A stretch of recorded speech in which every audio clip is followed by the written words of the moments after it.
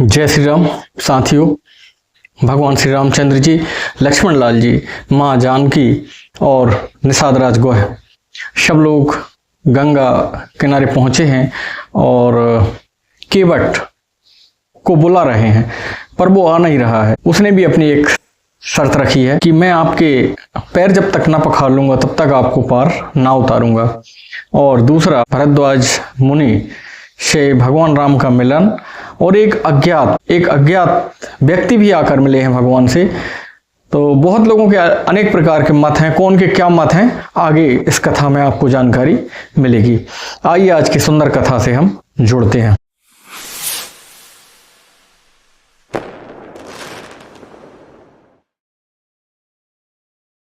सुनि केवट के वैन प्रेम लपेटे अटपटे, बहसे करुणा ऐन चितय जानकी लखन तन। केवट के प्रेम भरे अटपटे शब्द सुनकर भगवान राम जी ने लखन जी और सीता जी की ओर देखकर मुस्कुराए हैं। कृपा सिंधु बोले मुस्काई, सोई करु जेतौ नावे न जाई, बेज्ञान जल उपाय पखारू, होत विलंब उतारहि पारू। कृपा के समुद्र श्री रामचंद्र जी ने कहा कि वही करो जिस प्रकार से तुम्हारी नाव न जाने पाए और नाव तुम्हारी बनी रहे। जल्दी से आप पानी ले आओ और पैर पखार लो, क्योंकि हम लोगों को देर हो रही है, विलंब हो रहा है और हमको पार उतार दो। तासु नाम सुमिरत के बारा, उतरहि नर भव सिंधु अपारा, सोई कृपाल के बटाही ने होरा, जेहि जगो कीयति पगौ तिथोरा। एक बार जिनका स्मरण मात्र कर लेने से संसार भवसागर से व्यक्ति तर जाते हैं, वही भगवान आकाश पाताल सब कुछ नाप के 2 पग में सब कुछ खत्म कर दिया था, वही नाथ आज केवट की ओर देख रहे हैं कि वह पार उतार दे। पद नख निरख देव सरिहर सी, सुन प्रभु बचन मोह मति कर सी, केवट राम रजाय सुपावा, पानी कठौता भरी ले आवा। प्रभु के यह वचन सुनकर गंगा जी के मन में विस्मय हुआ है कि ये तो संसार को पार कर देते हैं, ये राम ही हैं या कोई और है। पर जैसे ही जब केवट खुशी से कठौता भर के लिए आया है पद पखारने के लिए, तब गंगा जी ने देखा है कि मैं तो इन्हीं चरण कमलों से निकली हूँ, और इन नख और उसको देख पैरों को देखकर वो पहचान गई हैं कि वही परमानंद परमात्मा परब्रह्म परमात्मा। अति आनंद उमगी अनुरागा, चरण सरोज पखारन लागा, बरसी सुमन सुर सकल सिहाई, यह सम पुण्य पुंज को नाही।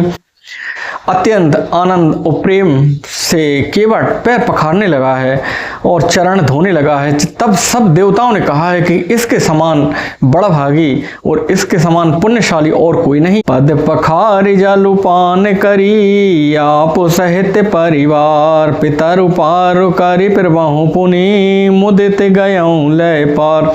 चरणों को धोकर सारे परिवार सहित स्वयं उस जल का चरणों तक लिया है और स्वयं तो तरा ही तरा, उसने अपने पितरों को भी तार दिया है।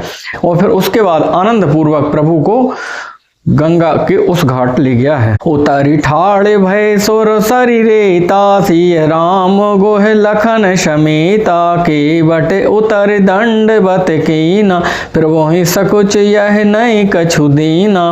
निषाद राज लक्ष्मण जी और माता सीता के सहित जब भगवान गंगा नदी के उस पार पर रेता में जाकर खड़े हुए हैं, तब उनके मन में बहुत गहरा संकोच है कि मैंने इसको केवट को कुछ दिया नहीं है। तब पति के हृदय की जानने वाली माता सीता जी ने अपने उंगली से रत्न जटित अंगूठी उतार कर दी है। तो केवट वह अंगूठी नहीं ले रहा है और उसने अकुला कर प्रभु के चरण पकड़ लिए हैं। नाथ आज मैं काहे न पावा, मिटे दोष दुख दारिद दावा, बहुत काल में कीन मजूरी, आज दीन विधि बन भली भूरी। उसने कहा, हे नाथ, आज मैंने क्या नहीं पा लिया है, मेरे दोष दुख दरिद्रता आग सब बुझ गए हैं। अभी तक मैं बहुत समय से मजदूरी कर रहा था, विधाता आज बहुत अच्छी भरपूर मजदूरी पाई है। अब कछु नाथ न चाहे मोरे, दीन दयाल अनुग्रह तोरे। फिरती बार मोह जो देवा, सो प्रसाद मैं सिर धरि लेवा।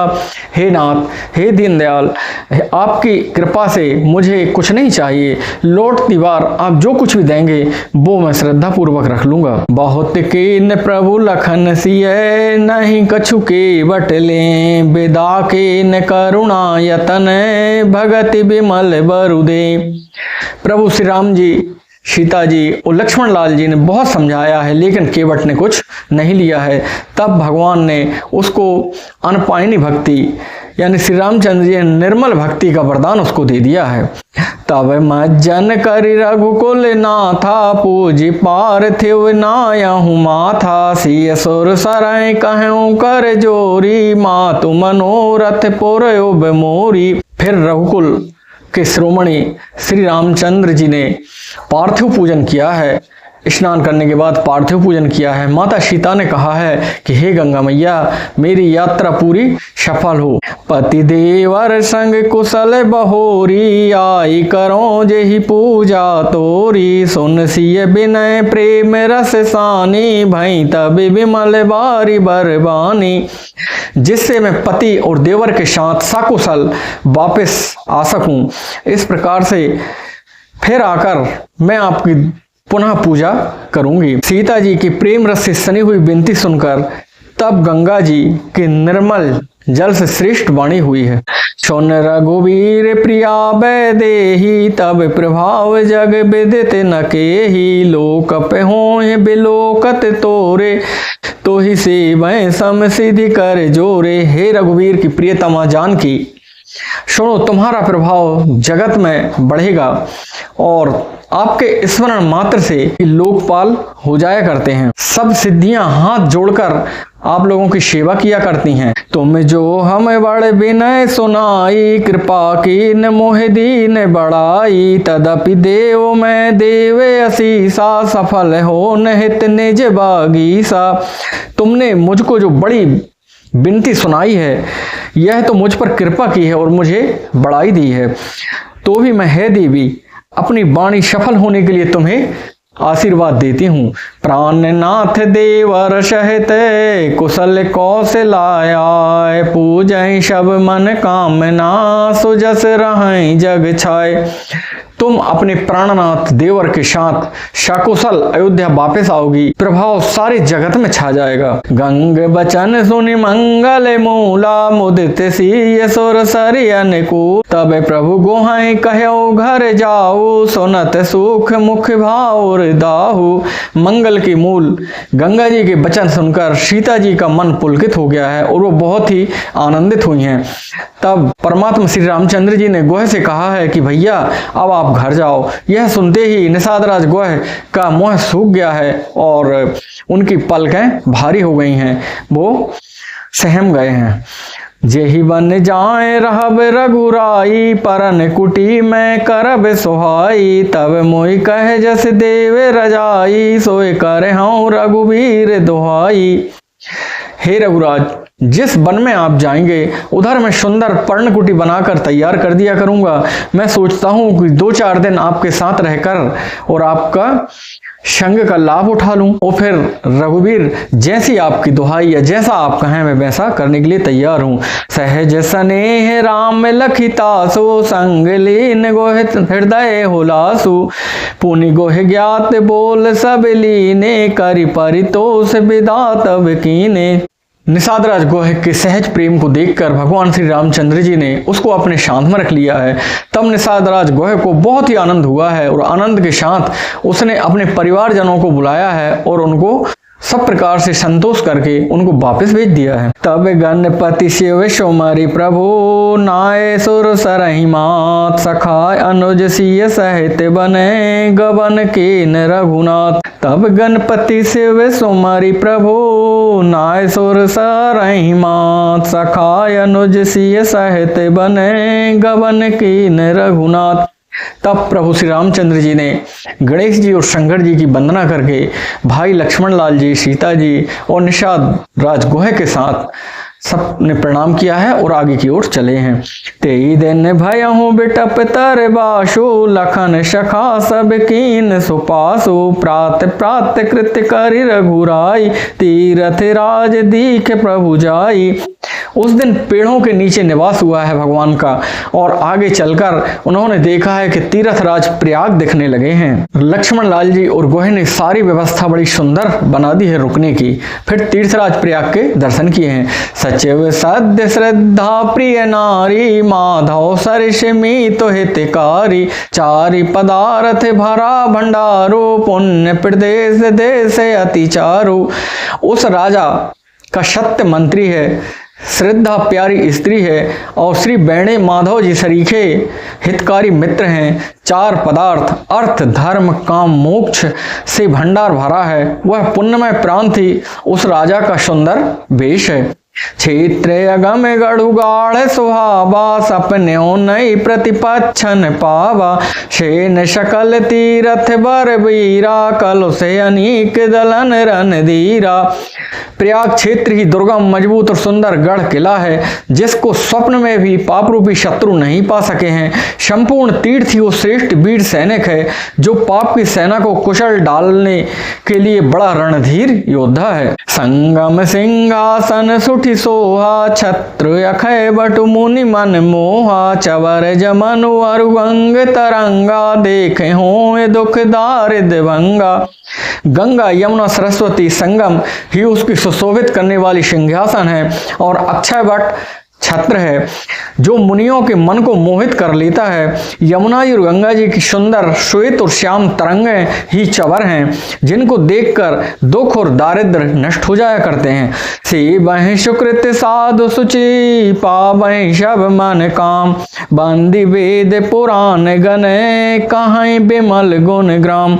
पुण्यात्मा पवित्र साधु उसकी सेवा करते हैं, सब मनोरथ पाते हैं। वेद और पुराण समूह भाट हैं, जो उसके निर्मल गुणों का बखान किया करते हैं। को कही सकै प्रयाग प्रभाव, कलो से पुंज कुंजर मृग राव, अस तीरथ पति देख सुहावा, सुख सागर रघुवर सुख पावा। पापों के समूह रूपी हाथी को मारने के लिए प्रयागराज के महत्व को कहाँ तक कहा जाए। भगवान श्री रामचंद्र जी ने प्रयागराज जी के दर्शन करके बहुत ही सुख पाया है। कहे सिए लख नय सकै सुनाई, श्री मुख तीरथ राज बढ़ाई, करि प्रणाम देखत बन बागा, कहते महात्म अति अनुरागा। उन्होंने अपने मुख से श्री सीता जी को और लक्ष्मण लाल जी को और गोहे को प्रयागराज के महत्व के बारे में बहुत सी कहानियां सुनाई हैं। फिर उधर के बाग बगीचे सुंदर देखते हुए प्रभु आगे की ओर बढ़े हैं। यह विधि आए बिलो की बेनी, सुमिरत सकल सुमंगल दैनी, मुदित नहाय कीन शिव सेवा, पूज यथा विधि तीरथ देवा। इस प्रकार श्री राम जी आगे चलकर त्रिवेणी दर्शन किया है, जो स्मरण करने से ही सब प्रकार से सुंदर मंगलों को देने वाली हैं। फिर आनंद पूर्वक त्रिवेणी में स्नान करके शिव जी की सेवा यानी कि पूजन किया है, और विधि पूर्वक देवताओं का पूजन किया है। तब प्रभु भरद्वाज पहियाए, करत दंडवत मुनि और लाए, मुनि मद मोद न कछु कही जाई, ब्रह्मानंद राशि जनु पाई। स्नान पूजन आदि सब करके त्रिवेणी में तब प्रभु श्री राम जी भरद्वाज जी के आश्रम गए हैं। उन्होंने दंडवत करते हुए मुनि ने उनको हृदय लगा लिया है। मुनि ने मन का आनंद कुछ कहा नहीं जाता है, मानो उन्हें ब्रह्मानंद की बहुत सी राशि मिल गई हो।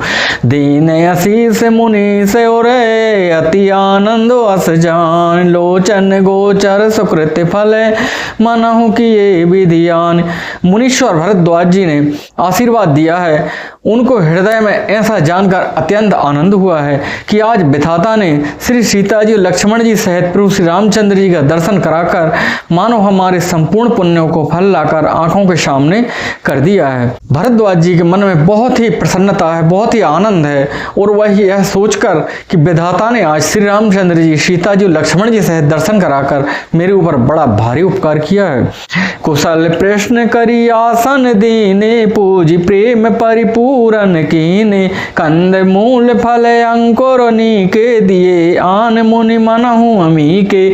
कुशल पूछकर मुनिराज ने आसन दिया है प्रेम पूर्वक, और फिर संतुष्ट करके भगवान श्री रामचंद्र जी के कंद मूल फल और अंकुर लाके रख दिए हैं। अमृत के समान अंकुर हैं। सिय लखन जन सहत सोहाए, अति रुचि राम मूल फल खाए। भय विगत श्रम राम सुखारे, भरद्वाज मृत्यु वचन उचारे। सीता जी, लक्ष्मण जी और सेवक गुहराज समेत श्री रामचंद्र जी ने वो सुंदर मूल फल फूल कंद और अंकुरों को खाकर श्रम से रहित हो गए हैं, यानी कि थकान उनकी सारी दूर हो गई है। श्री रामचंद्र जी सुखी हो गए हैं। तब भरद्वाज जी ने उनसे कोमल वचन कहे हैं।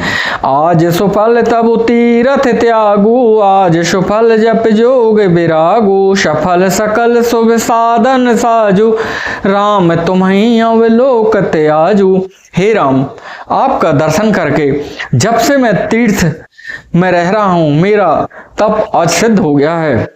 तीर्थ सेवन त्याग का फल आज मुझे मिला है। मेरे जप जोग और वैराग्य का जो असली फल है वो आज ही प्राप्त हुआ है। आज मेरा वैराग्य सफल हो गया है। मेरे संपूर्ण शुभ साधनों का समुदाय भी आज सफल हो गया। लाभ अवधि सुख अवधि न दूजी, तुमरे दर से आस सब पूजी। अब करी कृपा देव बरेहु, निज पद सर से सहज सनेहु। लाभ की सीमा और सुख की सीमा प्रभु के दर्शन को छोड़कर कुछ और हो ही नहीं सकती है। आपने दर्शन देकर मेरी सब आशाएं पूर्ण कर दी हैं। अब कृपा करके यह वरदान भी दीजिए कि आपके चरण कमलों में मेरा स्वाभाविक प्रेम बना रहे। करम बचन मन छाड़ी छलो, जब लगी जनु न तुम्हार। तब लगी सुख सपने नहीं, किए कोटि उपचार।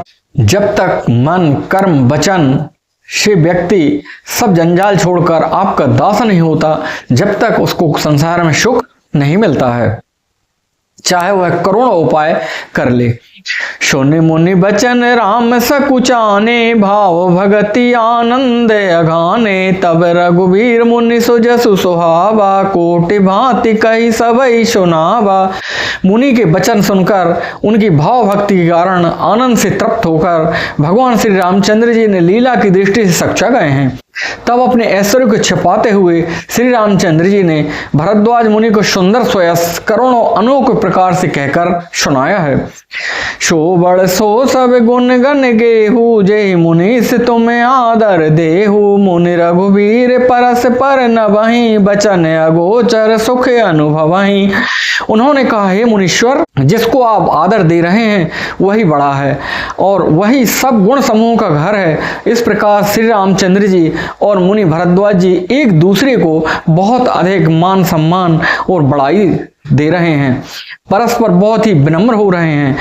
अनिवर्चनीय सुख का अनुभव दोनों को प्राप्त हो रहा है। यह सुधि पाए प्रयाग निवासी, बटु तापस मुनि सिद्ध उदासी। भरद्वाज आश्रम सब आए, देखन दशरथ सुवन सुहाए। श्री राम लक्ष्मण जी सीता जी के आने की खबर सुनकर प्रयागवासी ब्रह्मचारी तपस्वी मुनि सिद्ध उदासी सब प्रकार के लोग आए हैं। दशरथ जी के पुत्र को देखने के भरद्वाज जी के आश्रम में सब लोग आए हैं। राम प्रणाम कीन सब काहू, मुदित भये लहि लोयन लाहू। देह आशीष परम सुख पाई, फिरे सराहत सुंदरताई। श्री रामचंद्र जी ने सबको प्रणाम किया है, सबने उन्हें आशीर्वाद दिया है और सबके आज नेत्र सफल हो गए हैं, क्योंकि उनका जीवन सफल हो गया। उनकी त्याग तपस्या और जो कर रहे थे वो सब सफल हो गया है। वो बहुत ही आनंद प्राप्त करके बहुत प्रसन्न हो रहे हैं। राम कीन विश्राम निशि, प्रात प्रयाग नहाय। चले सहित सिय लखन जने, मुदित मुनय शिरुनाय। श्री राम जी ने रात्रि में वहीं विश्राम किया है। सुबह उठकर राम जी, लक्ष्मण जी, सीता जी और गुह के समेत सभी लोगों ने स्नान कर ऋषि को प्रणाम कर आगे की ओर चले। राम सप्रेम कहो मुनि पाही, नाथ कहें हम के मग जाहि। मुनि मन बेहसी राम सन कहीं, सुगम सकल मग तुम कहो अहीं। चलते समय बड़े प्रेम से श्री रामचंद्र जी ने कहा, हे मुनि, मुझे मार्ग प्रशस्त करें, मुझे मार्ग बताएं, कौन से रास्ते में जाऊं। तब मुनि ने हंस हंसकर कहा है कि हे नाथ, आपके लिए तो सभी मार्ग सुगम हैं, आप जहां भी जाएंगे वही मार्ग सुगम हो जाएगा।